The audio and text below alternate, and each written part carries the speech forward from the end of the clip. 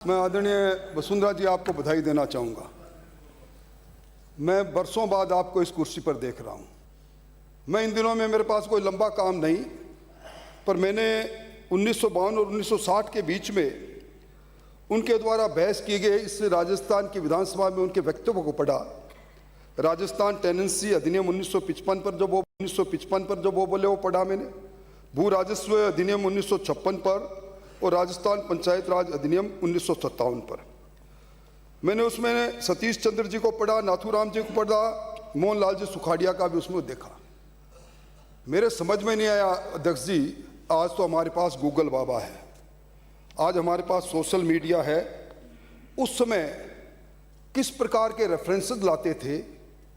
सही कहा आपने घनश्याम जी, उनकी पूरी बहस में, सिंचाई की बहस में भरतपुर रियासत के समय तत्समय उनके जो नियम और कायदे थे उनकी जिक्र था। और राजस्व भू राजस्व में बीकानेर रियासत का इतना उदाहरण उन्होंने दे रखा था। मैं समझता हूँ, मैं यही बात कहकर आगे बढ़ रहा हूँ, आज जो नए सदस्य हैं ऐसे पुरोधाओं के जो भाषण, जो वक्तव्य विधानसभा की लाइब्रेरी में उनको पढ़ना चाहिए। और अध्यक्ष महोदय, आपने जो मुझे राजस्थान कोचिंग सेंटर नियंत्रण विनय अधिनियम 225 पर बात करने के लिए कहा है, मैं समझता हूं कि निश्चित तौर पर इस सदन के अंदर ये विधेयक प्रस्तुत हुआ, प्रवर समिति के पास गया और व्यापक विचार विमर्श के पश्चात वापस सदन में आया। आज 2 दशकों से हमारी शिक्षा व्यवस्था में एक आमूलचूल परिवर्तन आया है। एक नया उद्योग, कोचिंग उद्योग के रूप में उसका बाजार इतना बड़ा हो गया। आज राजस्थान के हर बड़े शहर के अंदर ये कोचिंग इंस्टीट्यूट आज काम कर रहे हैं। अभिभावक और विद्यार्थी के मन में एक बात आ गई, और विशेष तौर पर अभिभावक जब अखबार के प्रथम पृष्ठ पर एक विज्ञापन पढ़ता है और उसमें गारंटेड बैच की बात लिखी जाती है, 100% सफलता की बात लिखी जाती है, उसके बूते में फीस देना हो या नहीं हो, वो अपने बच्चों को निश्चित तौर पर उसके कल के भविष्य को देखकर उस कोचिंग सेंटर में प्रवेश दिलाता है। अध्यक्ष सभापति जी, ये जो गारंटेड बैच है, इसी गारंटेड बैच ने इस राजस्थान में पेपर लीक की नींव रखी। क्योंकि उस गारंटेड बैच के अंदर जो बड़े लोग थे उनको अपनी टीआरपी, अपने लोगों के प्रवेश को और आगे बढ़ाने के लिए अपना नतीजा ठीक करना पड़ता था, इसलिए पेपर लीक के लोगों के साथ वो जुड़े। और मैं ये कह सकता हूँ कि वहाँ आधारभूत सुविधा हो या नहीं हो, क्वालिफाइड फैकल्टी हो या नहीं हो, और उसके इन सब के बावजूद जब बच्चा वहाँ प्रवेश करता है और जो साधारण फैकल्टी देखता है, पठन पाठन का वातावरण नहीं देखता, तो निश्चित तौर पर आत्मकुंठाओं के कारण कई बार वो आत्महत्याओं की तरफ कदम उठाता है। मैं पिछले दिनों की 2 घटनाओं की ओर सदन का ध्यान आकर्षित करना चाहूँगा।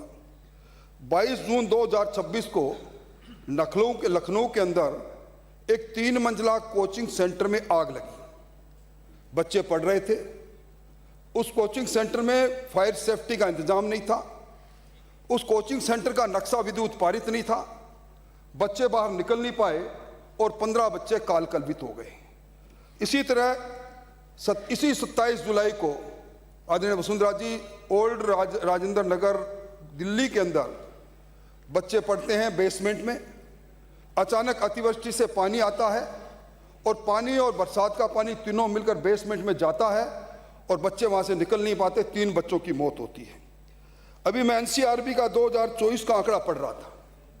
हमारे यहाँ विद्यार्थियों की आत्महत्या एक वर्ष में 14,488, यानी हर दिन 40 बच्चे अपने भविष्य को खतरे में देखते हुए निराशा के वातावरण आकर अवसाद में जाकर आत्महत्या करते हैं। तो ये निश्चित तौर पर हमारी आज की शिक्षा व्यवस्था पर किसी प्रकार के प्रश्न चिन्ह लगते हैं। और मैं समझता हूं कि आज के समय में हमारे जो बच्चे पढ़ने जाते हैं, इससे पहले मैं एक और बताऊं, एक आदरणीय वसुंधरा जी, आपको ध्यान होगा कोटा के अंदर आपके कालखंड में एक साथ एक महीने में 7 बच्चों ने आत्महत्या की थी। आपने हमें कहा कि आप किसी एजेंसी से इसकी जांच कराओ। Tata institute of social science Bombay ने, वो 2017 का आखिरी दिनों का कालखंड था, जांच कराई। उस जांच में जो रिपोर्ट आई वो मेरे को कहीं मेरे यहाँ पड़ी मिल गई।